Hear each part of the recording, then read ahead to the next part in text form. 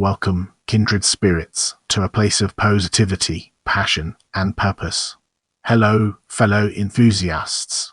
Today, we're diving deep into the fascinating world of Kenworth 10-ton X heavy wrecking truck. The Kenworth 10-ton X heavy wrecking truck, officially heavy wrecking truck, was the standard heavy wrecker of the US Army during World War II. It was replaced in the years by 5-ton wreckers. Get ready for a captivating exploration as we unravel the layers of history and their profound significance. In 1939-1941, the Army Ordnance Corps was developing a complete line of tactical trucks that could operate over all roads and cross-country terrain in all weather. Corbett, a small company which had sold the US Army trucks since 1917, was working on designs for heavy-duty conventional axis trucks. In 1940, their designs for 6-ton truck and a 10-ton wrecker chassis were standardized, with Corbett to build 6-ton cargo trucks, while the 10-ton wreckers were contracted to Kenworth Motor Truck Corporation and Ward-La-France Truck Corporation. Ward-La-France began production in 1941 and would build 4,925 vehicles. Kenworth began in 1942. But because of interruptions in manufacturing only built 840. At first the manufacturer's chassis were similar and used the same components. After the 1943 upgrade to standard, the two chassis were mechanically identical and parts were interchangeable.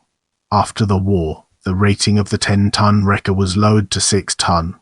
As we progress through this video, let's now turn our gaze towards engine and driveline. A Continental 22R engine was used by all trucks. This 501 Q-in overhead valve inline 6-cylinder gasoline engine developed 145 at 2400 revolutions per minute and 372 of torque. The 5-speed manual Fuller transmission had a very low first gear, was direct in fourth and had an overdrive fifth. A separate 2-speed transfer case also engaged or disengaged the front axle. Now, let's dig deeper into chassis and unveil the hidden treasures it holds within. Them had a ladder frame with 3 live beam axles, the front on-leaf springs, the rear tandem on-leaf springs with locating arms. All models had a 181-in wheelbase. Them weighed 27,330 pound, the 31,200 pound. Brakes were full air, the tires works with dual rear tires. In addition to the wrecking body, all trucks had a 20,000 pound front winch and a rear pintle hitch. Not intended to carry a load, them could support 8,000 pound while towing up to 60,000 pound. The upgrade also had a rear winch, heavier bumpers, and a large front tow bar, allowing the truck to recover and move light armored vehicles. Get ready for a captivating exploration as we unravel the layers of bodies and their profound significance.